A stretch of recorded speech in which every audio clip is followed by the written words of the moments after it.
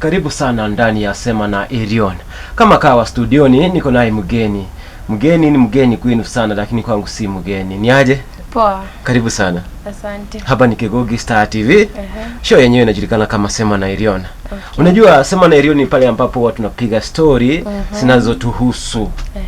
Na leo mimi nikikuwa na studioni najua kwamba kuna story ambayo inatuhusu ama inakuhusu. Na story ambayo inanihusu. Kwa faida ya mtazamaji, mwambie wewe ni nani? Mimi naitwa Irene Mhonja. Natoka kule Nandi Central. Mahali panaitwa Chepsonoi. Chepsonoi. Yeah. Na mbona hilo jina linakaa la kikale? Ni la kikale lakini kuko mixed. Kuna Waluya kule, kuna Wakale, pia kuna Wakisii. So wewe ni Mkale, ni Mkisii, ni Mluya? Okay, mimi ni Mluya. Asante sana, karibu sana ndani ya Kigogi Star TV. Asante. Kwa faida ya mtazamaji, ushamwambia jina lako. Sasa ametega sikio kusikia ni yapi yale umemletea kumwambia mwanzo. Sema na Irion, hapa tunaweka yote wazi. Na kulisema lile ambalo limekukera maishani ambalo wewe ukalisahau. Yeah, niko na story ambayo imenikera katika maisha yangu. Na ni kuhusu rafiki yangu tu. So kwa kindani huyu rafiki alifanya kipi ama ikoje? Huyo rafiki alikuwa rafiki yangu wa dhati. Tulikuwa tunatembea pamoja. Kila kitu ambacho tulikuwa tunafanya pamoja. Yeah. Okay, sasa ilikuwaje? Sasa tupe story yote kijumla. Huyu rafiki yangu alikuwa rafiki yangu wa dhati. Tulikuwa tunapendana kama ndugu na dada. Yes. Lakini tabia yake ilikuwa ile kuja kuniitaita masaa za usiku. Ambapo sikuwa nafurahia. Pia wazazi wangu hawako wanafurahia. Na mimi singeweza kumlenga kwa sababu alikuwa rafiki yangu. Kweli. Ndio nilikuwa namsikiza. Yeah. So huyu rafiki yako yeye ndiye amefanya leo hii umekuja studio tupige story, kitu ambacho kimewahi tendeka kibaya zaidi kwa maisha yako huwezi kukisahau. Yeah. Sasa kisanga chenyewe kilikuwa kipi? Kisanga kilikuwa ni hiki. Alikuja kuniita nyumbani masaa za usiku kitu saa 4. Nikatoka nyumbani, ingawaje wazazi wangu hawakutaka nitoke, lakini mimi nikatoka tu kwa sababu alikuwa rafiki yangu. Alikuwa rafiki yangu wa dhati, tulikuwa tunasaidiana hapa na pale. Ya mimi nikatoka nyumbani, tukaandamana na rafiki yangu hadi kwa boyfriend. Acha niseme kama boyfriend. Kwa boyfriend. Yeah. Wake. Boyfriend yake alikuwa anaitwa Brayo. Ni kama walikuwa wameongea, wamesikizana kuja masaa fulani. Mimi tukatoka naye tukaenda hadi kwa huyo kijana kwa nyumba yake. Tukapata amefunga mlango lakini dirisha lipo wazi. Huyo rafiki yangu akaenda akagonga mlango. Huyo brother akafungua, akaingia. Tulipoingia wote, rafiki yake huyo Brayo akasema mimi nitoke nikae pale nje. Mimi nikakaa hapo nje, ingawaje tu kuingia katika hiyo room nyingine. Tulikuwa tu sitting. Mimi nikamsikiza, nikaenda nikasimama hapo nje. Kidogo nikaona amekaa sana. Nikaamua kubisha mlango niulizie kwani ni kipi kinaendelea. Huyo Brayo akafungua mlango, mimi nikaingia ndani.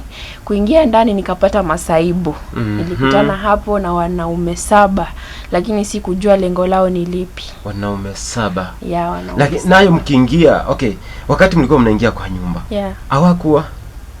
Sikuwaona, labda walikuwa kwa nyumba nyingine. Tulikuwa tu sitting hapo. So after kupata hao wanaume 7, wote mkasalimiana, mkaendelea kukula chakula? Hapana, chakula kikukua. Mimi niliwasalimia tu na nikaketi.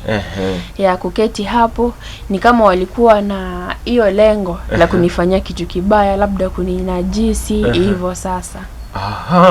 So hao wanaume wote 7 umewakuta kwa nyumba. Wewe ulikuwa umesimama hapo nje, rafiki yako akiwa na rafiki yake kwa nyumba.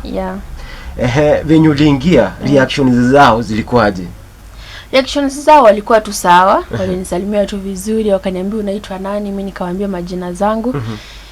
Nilipoambia jina zangu, mmoja alikuja na akanishika hivi usoni.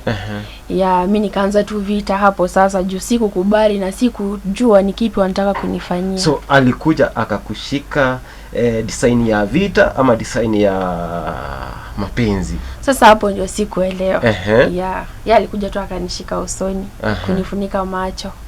Yeah. So, okay, alikuja na force ama alikuja tu kwa utaratibu? Alikuja na force.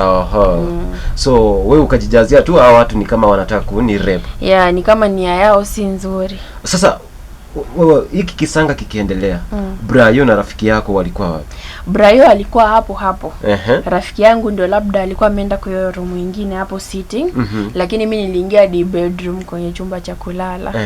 Yeah. Okay, wewe uliingia bedroom.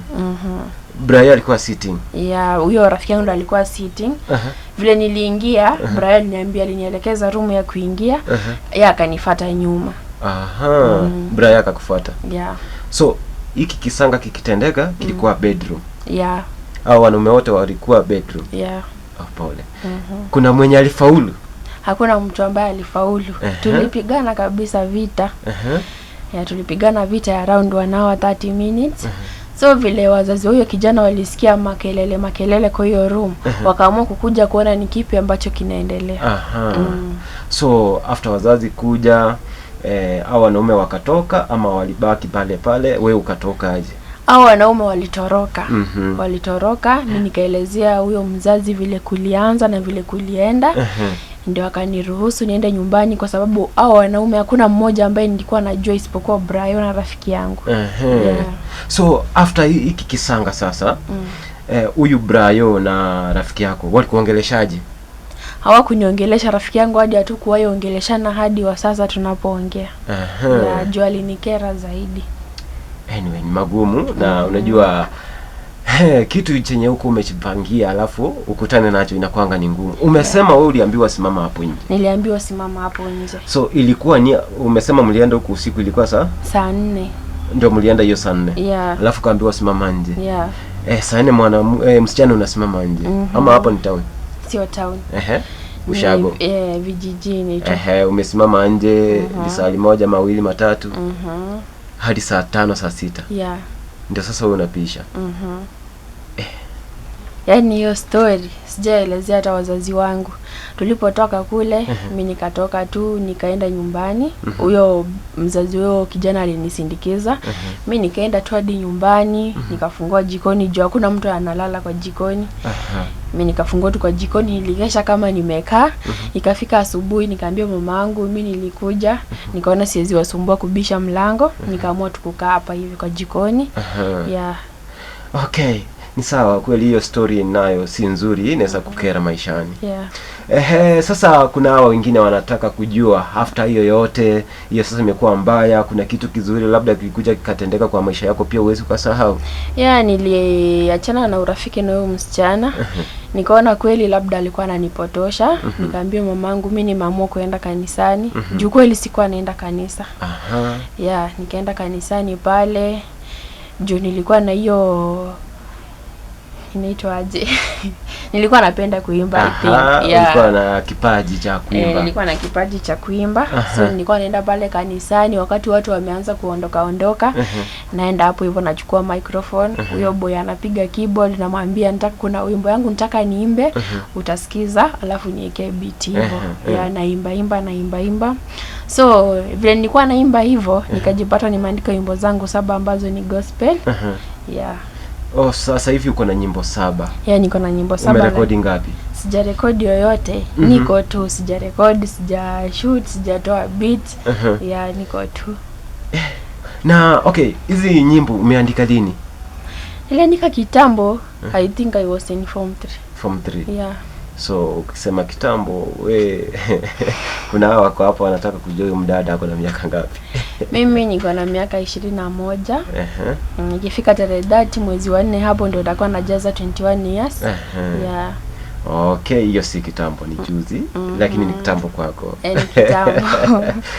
Anyway, sasa labda kuna hawa mabingwa ambao wanataka wakusupport kwa njia moja au nyingine.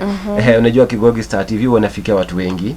Na kuna labda mtu ametajwa na story yako na angependa kusupport angalau utoa hata wimbo moja. Yeah.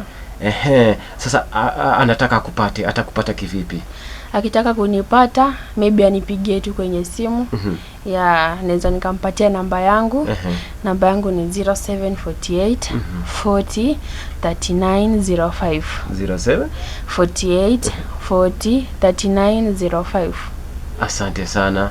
Najua mabingwa wa Kigogi Star TV ni wengi. Tuko na wale mabingwa ambao wako nje za nje kama Madam Riz Omwana, Ruth Nyabudho, na Matthew Matundura. Ni wengi tu sana. Labda wanaweza kuuzwa wakasema wacha tusaidie huyo dada. Wakinisaidia mimi nitafurahi. Nitafurahia kwa support yao. Asante. Tunaamini kwamba yote Mungu akiwa na kila kitu kitakuwa sawa. Sawa, asante. Tumekuwa ndani ya Sema na Irion ndani ya Kigogi Star TV. Mimi najulikana kama Irion. Mimi ni mgeni wangu, najulikana kama Irene Muhonja. Irene Muhonja. Mnaweza muhonja. Hapana. Safi sana. Kuwa na siku njema na karibu tena. Asante.